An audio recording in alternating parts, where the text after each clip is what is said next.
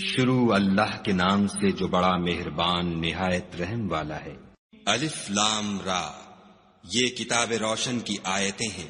ہم نے اس قرآن کو عربی میں نازل کیا ہے تاکہ تم سمجھ سکو۔ اے پیغمبر صلی اللہ علیہ وآلہ وسلم، ہم اس قرآن کے ذریعے سے جو ہم نے تمہاری طرف بھیجا ہے تمہیں ایک نہایت اچھا قصہ سناتے ہیں، اور تم اس سے پہلے بے خبر تھے۔ جب یوسف نے اپنے والد سے کہا کہ ابا، میں نے خواب میں 11 ستاروں اور سورج اور چاند کو دیکھا ہے، دیکھتا کیا ہوں کہ وہ مجھے سجدہ کر رہے ہیں۔ انہوں نے کہا کہ بیٹا، اپنے خواب کا ذکر اپنے بھائیوں سے نہ کرنا، نہیں تو وہ تمہارے حق میں کوئی فریب کی چال چلیں گے۔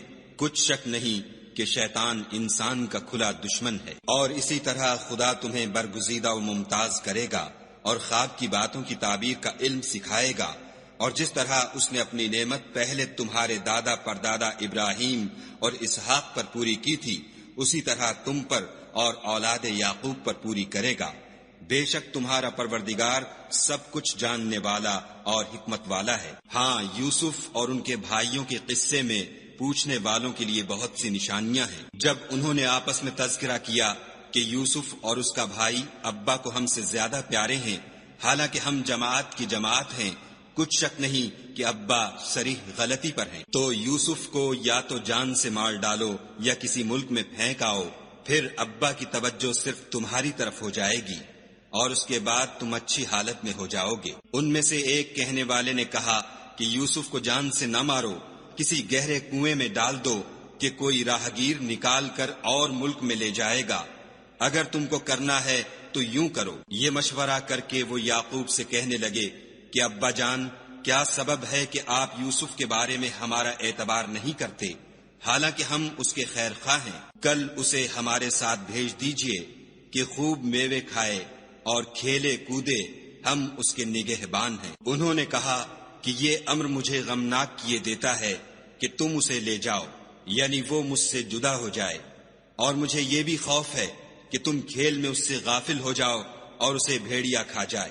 وہ کہنے لگے کہ اگر ہماری موجودگی میں کہ ہم ایک طاقتور جماعت ہیں اسے بھیڑیا کھا گیا تو ہم بڑے نقصان میں پڑ گئے۔ غرض جب وہ اس کو لے گئے اور اس بات پر اتفاق کر لیا کہ اس کو گہرے کنویں میں ڈال دیں، تو ہم نے یوسف کی طرف وحی بھیجی کہ ایک وقت ایسا آئے گا کہ تم ان کے اس سلوک سے آگاہ کرو گے اور ان کو اس وحی کی کچھ خبر نہ ہوگی۔ یہ حرکت کر کے وہ رات کے وقت باپ کے پاس روتے ہوئے آئے اور کہنے لگے کہ ابا جان، ہم تو دوڑنے اور ایک دوسرے سے آگے نکلنے میں مصروف ہو گئے اور یوسف کو اپنے اسباب کے پاس چھوڑ گئے تو اسے بھیڑیا کھا گیا، اور آپ ہماری بات کو گو ہم سچ ہی کہتے ہوں باور نہیں کریں گے، اور ان کے کرتے پر جھوٹ موٹ کا لہو بھی لگا لائے۔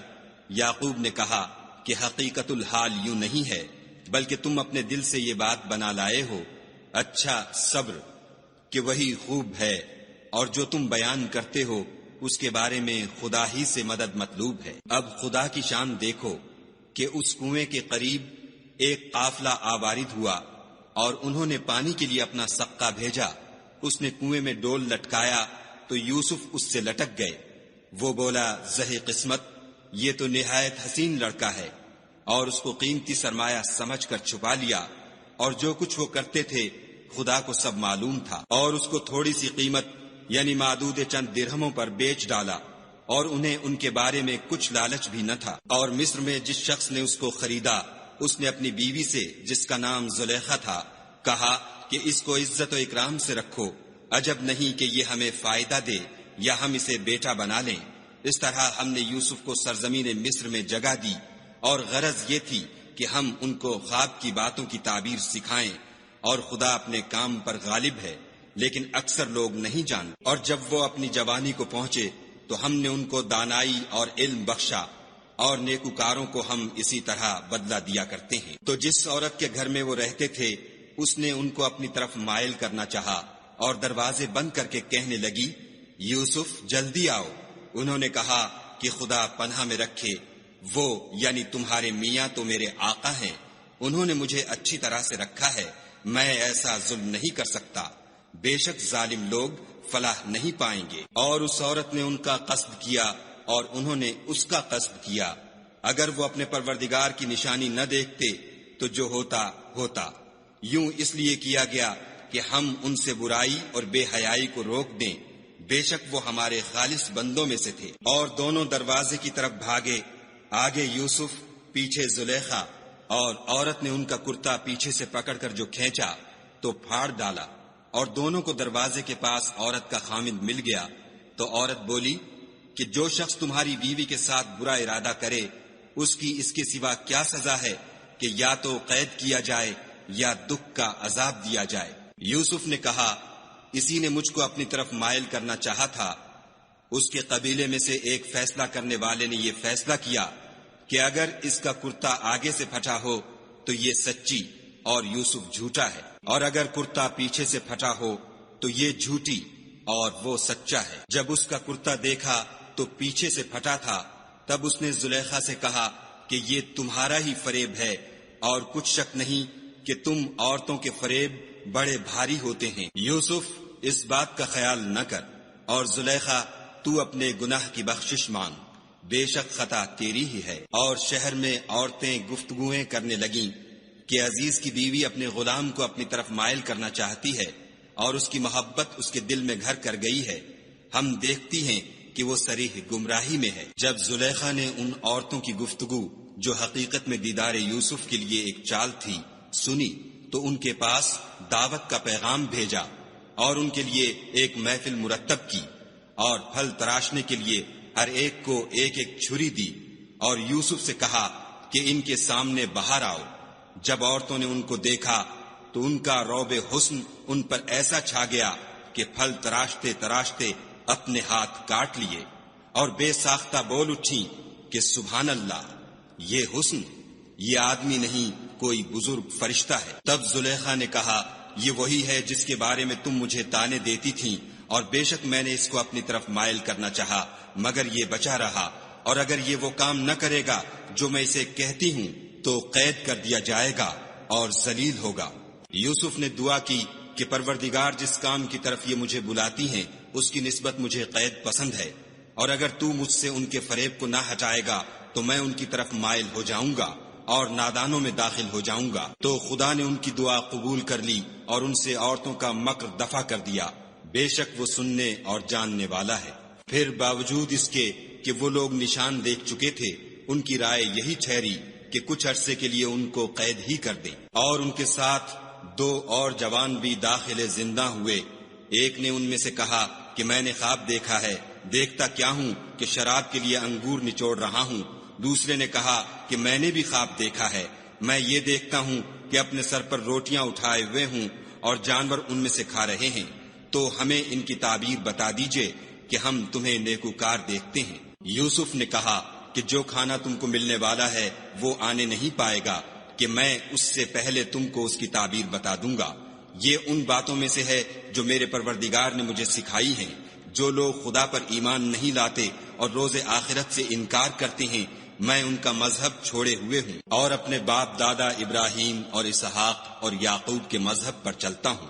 ہمیں شایع نہیں ہے کہ کسی چیز کو خدا کے ساتھ شریک بنائیں، یہ خدا کا فضل ہے ہم پر بھی اور لوگوں پر بھی، لیکن اکثر لوگ شکر نہیں کرتے۔ میرے جیل خانے کے رفیقوں، بھلا کئی جدا جدا آقا اچھے یا ایک خدا یکتا و غالب؟ جن چیزوں کی تم خدا کے سوا پرستش کرتے ہو وہ صرف نام ہی نام ہیں جو تم نے اور تمہارے باپ دادا نے رکھ لیے ہیں، خدا نے ان کی کوئی سند نازل نہیں کی۔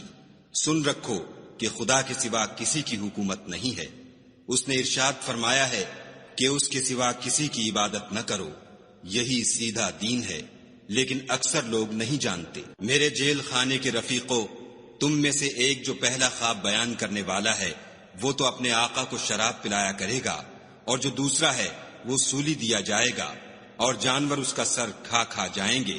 جو امر تم مجھ سے پوچھتے تھے وہ فیصل ہو چکا ہے۔ اور دونوں شخصوں میں سے جس کی نسبت یوسف نے خیال کیا کہ وہ رہائی پا جائے گا، اس سے کہا کہ اپنے آقا سے میرا ذکر بھی کرنا، لیکن شیطان نے ان کا اپنے آقا سے ذکر کرنا بھلا دیا، اور یوسف کئی برس جیل خانے ہی میں رہے۔ اور بادشاہ نے کہا کہ میں نے خواب دیکھا ہے، دیکھتا کیا ہوں کہ 7 موٹی گائیں ہیں جن کو 7 دبلی گائیں کھا رہی ہیں، اور 7 خوشے سبز ہیں اور 7 خشک۔ اے سردارو، اگر تم خوابوں کی تعبیر دے سکتے ہو تو مجھے میرے خواب کی تعبیر بتاؤ۔ انہوں نے کہا یہ تو پریشان سے خواب ہیں اور ہمیں ایسے خوابوں کی تعبیر نہیں آتی۔ اب وہ شخص جو دونوں قیدیوں میں سے رہائی پا گیا تھا اور جسے مدت کے بعد وہ بات یاد آ گئی، بول اٹھا کہ میں آپ کو اس کی تعبیر لا بتاتا ہوں، مجھے جیل خانے جانے کی اجازت دیجیے۔ غرض وہ یوسف کے پاس آیا اور کہنے لگا، یوسف، اے بڑے سچے یوسف، ہمیں اس خواب کی تعبیر بتائیے کہ 7 موٹی گایوں کو 7 دبلی گائیں کھا رہی ہیں اور 7 خوشے سبز ہیں اور 7 سوکھے، تاکہ میں لوگوں کے پاس جا کر تعبیر بتاؤں، عجب نہیں کہ وہ تمہاری قدر جانے۔ انہوں نے کہا کہ تم لوگ 7 سال متواتر کھیتی کرتے رہو گے، تو جو غلہ کاٹو تو تھوڑے سے غلے کے سوا جو کھانے میں آئے اسے خوشوں میں ہی رہنے دو، پھر اس کے بعد خشک سالی کے 7 سخت سال آئیں گے کہ جو غلہ تم نے جمع کر رکھا ہوگا وہ اس سب کو کھا جائیں گے، صرف وہی تھوڑا سا رہ جائے گا جو تم احتیاط سے رکھ چھوڑو گے۔ پھر اس کے بعد ایک ایسا سال آئے گا کہ خوب مہ برسے گا اور لوگ اس میں رس نچوڑیں گے۔ یہ تعبیر سن کر بادشاہ نے حکم دیا کہ یوسف کو میرے پاس لے آؤ۔ جب قاصد ان کے پاس گیا تو انہوں نے کہا کہ اپنے آقا کے پاس واپس جاؤ اور ان سے پوچھو کہ ان عورتوں کا کیا حال ہے جنہوں نے اپنے ہاتھ کاٹ لیے تھے، بے شک میرا پروردگار ان کے مکروں سے خوب واقف ہے۔ بادشاہ نے عورتوں سے پوچھا کہ بھلا اس وقت کیا ہوا تھا جب تم نے یوسف کو اپنی طرف مائل کرنا چاہا؟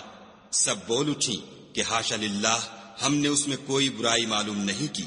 عزیز کی عورت نے کہا، اب سچی بات تو ظاہر ہو ہی گئی ہے، اصل یہ ہے کہ میں نے اس کو اپنی طرف مائل کرنا چاہا تھا اور وہ بے شک سچا ہے۔ یوسف نے کہا کہ میں نے یہ بات اس لیے پوچھی ہے کہ عزیز کو یقین ہو جائے کہ میں نے اس کی پیٹھ پیچھے اس کی امانت میں خیانت نہیں کی، اور خدا خیانت کرنے والوں کے مکروں کو رو براہ نہیں کرتا، اور میں اپنے تئیں پاک صاف نہیں کہتا، کیونکہ نفس امارہ انسان کو برائی ہی سکھاتا رہتا ہے، مگر یہ کہ میرا پروردگار رحم کرے، بے شک میرا پروردگار بخشنے والا مہربان ہے۔ بادشاہ نے حکم دیا کہ اسے میرے پاس لاؤ، میں اسے اپنا مصاحب خاص بناؤں گا۔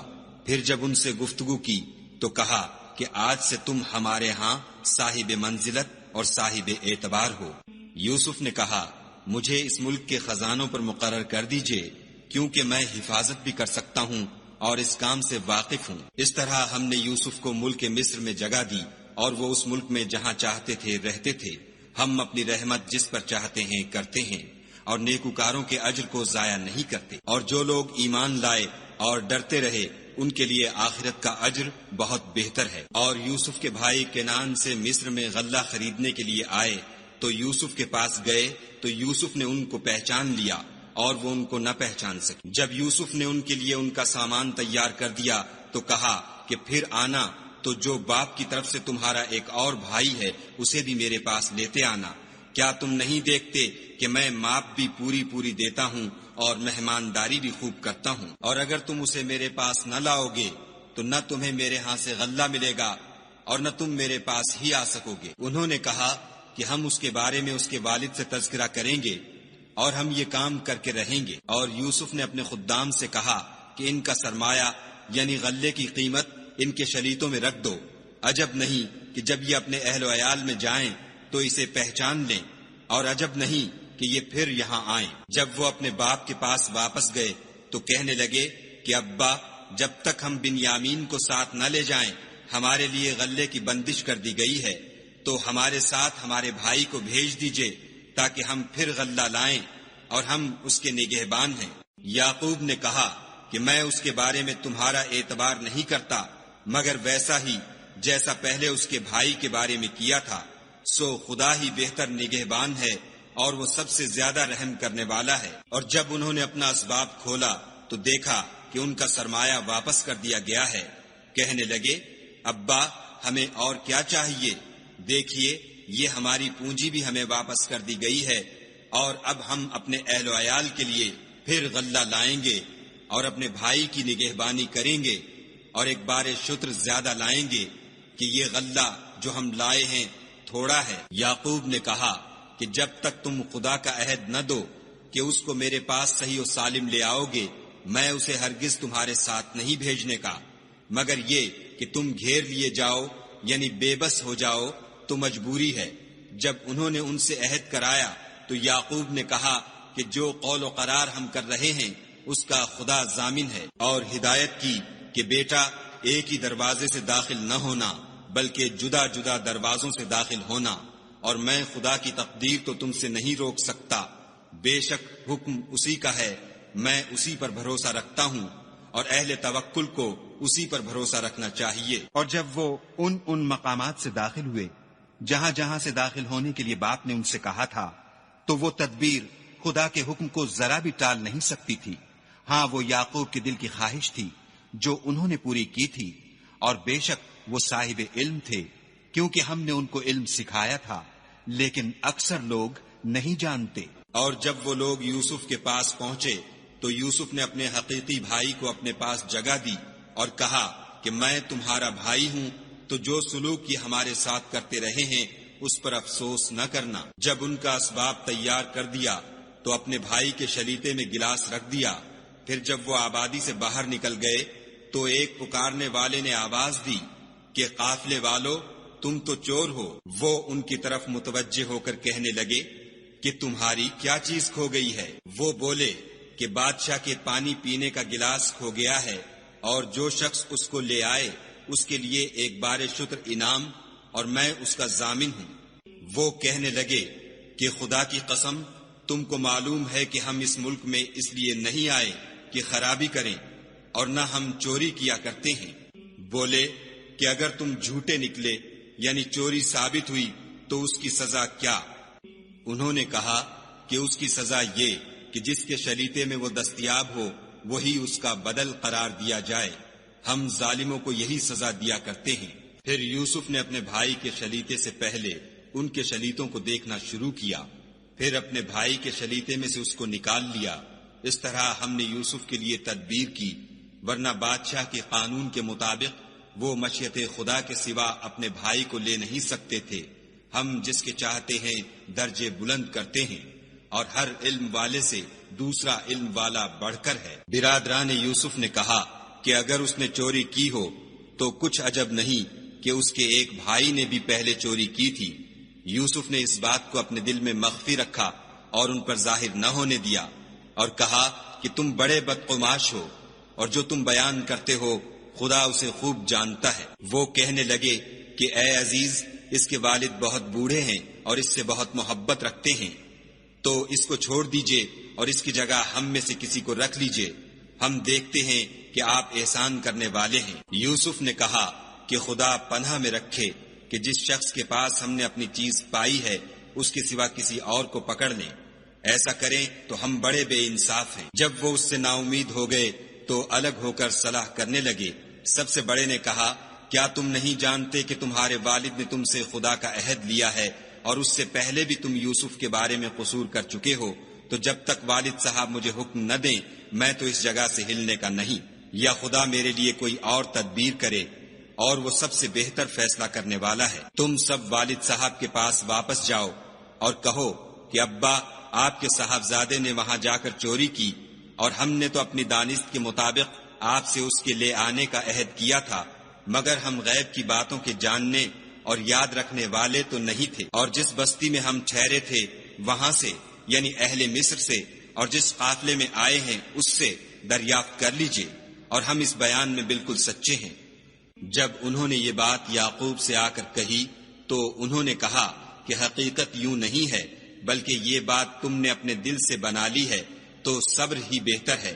عجب نہیں کہ خدا ان سب کو میرے پاس لے آئے، بے شک وہ دانا اور حکمت والا ہے۔ پھر ان کے پاس سے چلے گئے اور کہنے لگے کہ ہائے افسوس یوسف، ہائے افسوس، اور رنج و الم میں ان کی آنکھیں سفید ہو گئیں اور ان کا دل غم سے بھر رہا تھا۔ بیٹے کہنے لگے کہ واللہ اگر آپ یوسف کو اسی طرح یاد ہی کرتے رہیں گے تو یا تو بیمار ہو جائیں گے یا جان ہی دے دیں گے۔ انہوں نے کہا کہ میں تو اپنے غم و اندھوں کا اظہار خدا سے کرتا ہوں، اور خدا کی طرف سے وہ باتیں جانتا ہوں جو تم نہیں جانتے۔ بیٹا یوں کرو کہ ایک دفعہ پھر جاؤ اور یوسف اور اس کے بھائی کو تلاش کرو، اور خدا کی رحمت سے نا امید نہ ہو کہ خدا کی رحمت سے بے ایمان لوگ نا امید ہوا کرتے ہیں۔ جب وہ یوسف کے پاس گئے تو کہنے لگے کہ عزیز، ہمیں اور ہمارے اہل و عیال کو بڑی تکلیف ہو رہی ہے اور ہم تھوڑا سا سرمایہ لائے ہیں، آپ ہمیں اس کے عوض پورا غلہ دیجئے اور خیرات کیجئے کہ خدا خیرات کرنے والوں کو ثواب دیتا ہے۔ یوسف نے کہا،